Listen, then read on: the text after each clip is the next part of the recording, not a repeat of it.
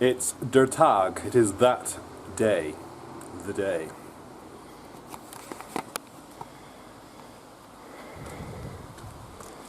How's it for? Ooh. Modern.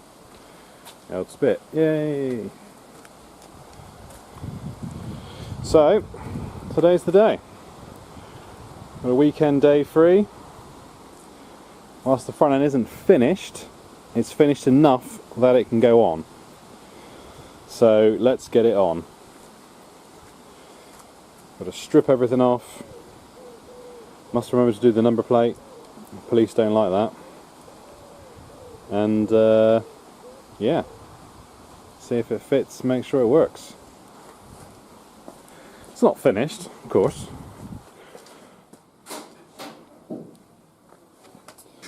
She's got a number plate.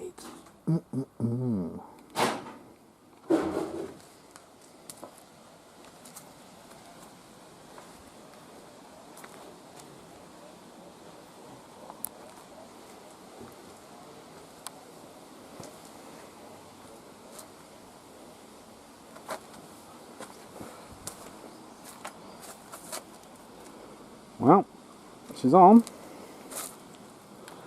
Ignore the fiberglass on the floor. I'd love to say it went smoothly, it didn't. It's taken about 3 hours just to get it to fit. Don't ask. Don't ask.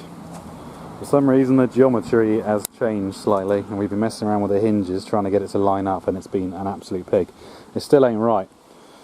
I'm going to have to make a fillet in here because as you can see I've got a finger's width all the way down the door. No matter how much we try and adjust it on the hinges and get it to sit right, it just doesn't want to sit back. You can push it back and it just comes forward again, and between us we can't quite work out what the crack is.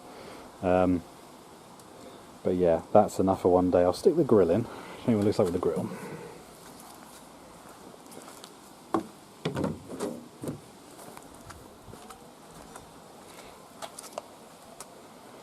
The whole point of doing it was I wanted a car with a grill.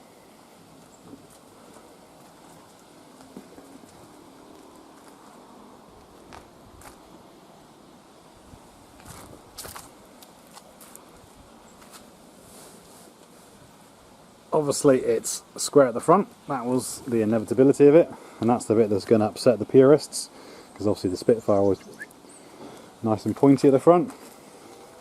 But I don't like pointy cars, there's enough pointy cars in the world. That's what MGs are for.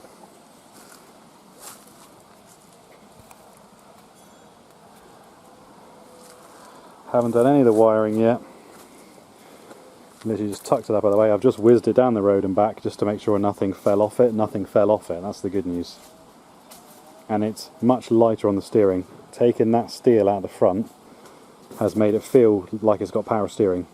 It's very, very weird. It might be psychosomatic, but it does definitely feel lighter on the steering. So we're still undecided on the old grille. I like it both ways, I can't quite tell.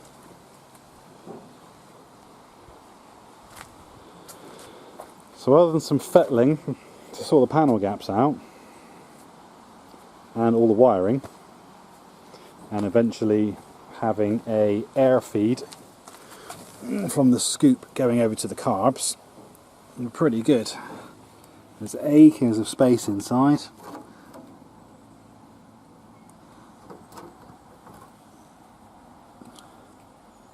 Obviously no internal arches yet, which is half the reason I'm going to make a shield for the carbs, because obviously I don't want dirt coming off the wheels and flying up to the carbs, even though they've got air filters on them. I'm going to make a little bucket that sits underneath the carbs, a bit like the cassette filter you got originally with the pipes going towards the front. I'm going to get one of those, remove the pipes, open the top of it up and have it so that there's something that channels the air, so it comes in through the scoop, around a corner and then goes down to the carbs. That'll keep dirt out of my carbs and it'll be like, not ram air, but you know, it will be a nice direct cold air feed straight through to the carbs. So I suppose what I need to do is get this girl home, hopefully in one piece, and get this stuff off the driveway. and then we can continue with doing all the wiring and everything else. Means I've got to drive it home with no indicators, but you know, that's what arms are for, right?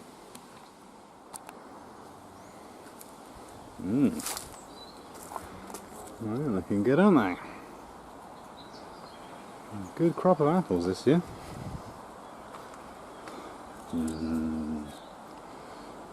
The sun is shining, which is nice. However, it's not a weather program, is it?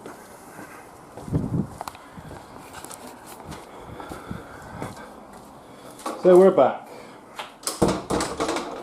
We are back in the workshop of dreams with the car. Anyone new to this channel, this is where I've done all the work on the car. It's pequeño, you know. The house was built 1902 or 3, and over the years they've put a little roof over this bit down the side of the house. This obviously would have just been a path down the side of the house, but they've made it into a small garage, and small is the word. You've got, you know, a fist's width on either side of the car to actually get in and do some work. But there we go, that's what I've got. I haven't got anything else to work with, so we have to work with what we got. I've done the rest of the car from beginning to end, so how hard can it be to get this thing straight? Right, so here we are inside. Now it doesn't look like it, but I've actually almost finished the wiring on that side.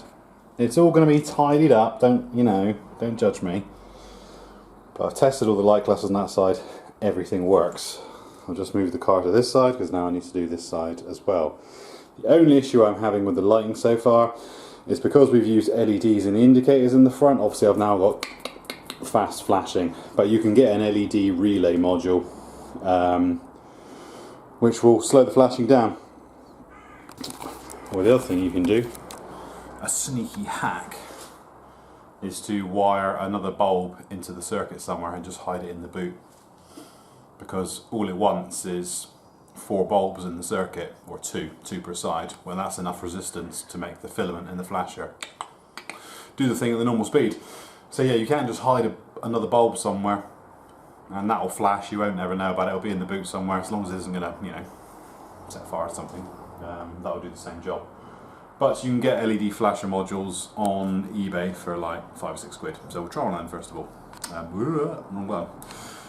Yes, so the problem. Right, it's a nice sunny morning. It's the weekend. I've got a couple hours free with the wife's at the gym, so let's dive into it. A few updates. First of all, my grille. It has now been successfully cut down and repainted. Ignore the black splodge on the wall behind it. I didn't paint it there, I wouldn't dare. I painted it over there.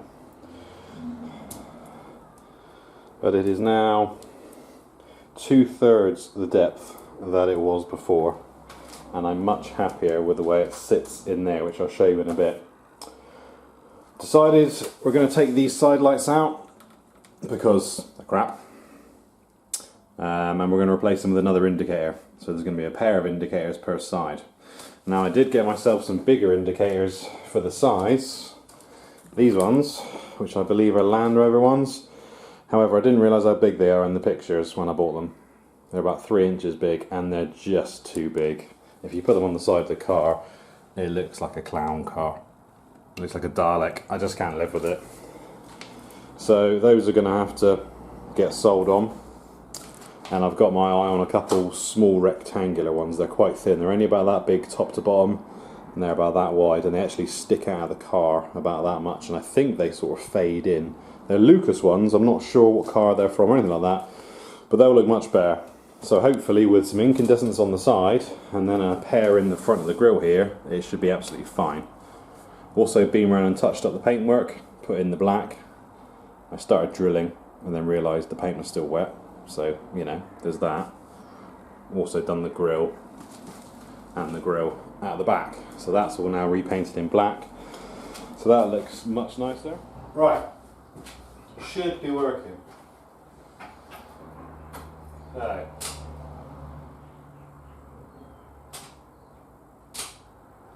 Low beam,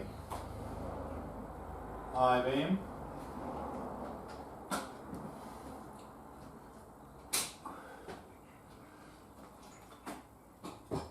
indicator left. Alright. Success.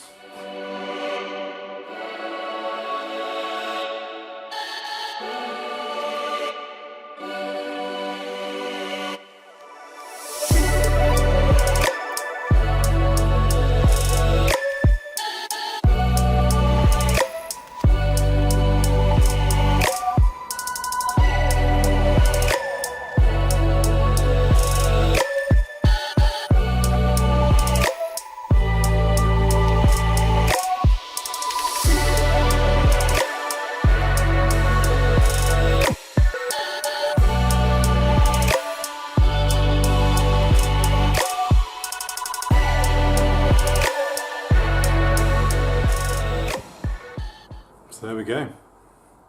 It's pretty much done, isn't it? So there's still a few bits of tweaking left to do. We can see there's some panel gapping we need to sort out. We need to sort out the clips and the alignment. I'm still going to have to make a couple of fillets to put in between the bonnet and the door, just to make sure they close nicely. But on the whole, it's pretty much done. All the electrics work, everything's done. So it's done, really. So what's next? Well, clearly there'll be something else next. I can't just stop now. There'll be more stuff to do. Still need to do a few internal tweaks. I'm still going to make a scoop, an air scoop that goes in through the scoop there and down to the carbs. We'll get that done as well. Need to put in a brace in the bonnet so that when you open it, at the moment I'm having to put a bit of carpet under the bonnet because it tips all the way forward until the nose touches the floor. So I need to put a bit of, you know, a bar in just so it stops there. And a few other little tweaky bits. A relay, like I say, for the indicators, they're a little bit fast. But she's been out for a little spin today, drives perfectly, nothing wrong with it at all, and it's much cooler. I can tell already, even just going a short distance, that it runs much cooler because of that nice big mouth now and all that air going through the radiator, which we just didn't get with the Spitfire bonnet. So that's a real plus for me, you know, the air going through the engine. So next, I suppose, there's going to be some final snagging on this, getting it ready. I will get some shots of it out in the wild somewhere, but trying to do it at the moment is a nightmare. It's so hot here at the moment. It's about, I don't know, late 20s. It's really hot. For us in the southwest, it's really hot. So what I'd like to do on the back is put some, fabricate some Mustang style lights for the back. I want to spray in the rear panel black and then get some covers to go over those existing lights, those sort of 3-cell vertical lights with a sort of a, you know, a chrome bezel on them, if you like. Just because I don't really like the Lucas style lights on the back, I'd rather have something now on the back that suits the front more, if you know what I mean. So that's it for now from me, guys, from me and the weird Camaro looking Spitfire thing. I don't even know what it is anymore. Thank you as always for watching, and I shall see you all next time. Take it easy.